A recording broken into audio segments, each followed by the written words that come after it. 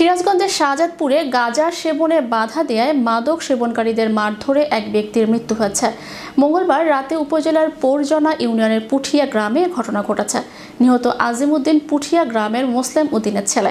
নিহতের পরিবারের দাবি, গাঁজা সেবনকারীদের বাধা দেওয়ার ফলে আজিমউদ্দিনের উপর হামলা চালানো হলে তিনি মৃত্যুবরণ করেন। এ সময় গ্রামবাসী হামলাকারীদের একটি মোটরসাইকেল জব্দ করে। শাহজাদপুর থানার ভারপ্রাপ্ত কর্মকর্তা আসলাম আলী ঘটনার সত্যতা নিশ্চিত করে বলেন, ঘটনাস্থল থেকে মরদেহ উদ্ধার করা হয়েছে। ময়নাতদন্তের পরে মৃত্যুর সঠিক কারণ জানা যাবে। ওই পাশ থেকে আসার পরে শুনি যে ওই পাশ থেকে আমরা আবার ফিরে যাইতেছি, শুনি যে গাঁজাখোররা মাইরে থুয়ে লয়া তারা চলে গেছে। জাতিকালে কয়েকজনের সাথে দেখা হয়েছে, তারা তাদের চিনতে পারছে আর কি এমন মোটরসাইকেল নেওয়া সুযোগও তারা পায় নাই, মোটরসাইকেল থুয়েই চলে গেছে।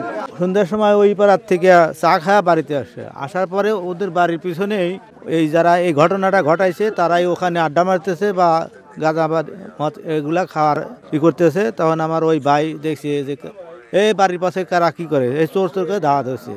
তখন ওরা ওর পাশে একটা বাগান আছে, কাঠের বাগান, ওই বাগানে ওরা আস্তানা দিছে।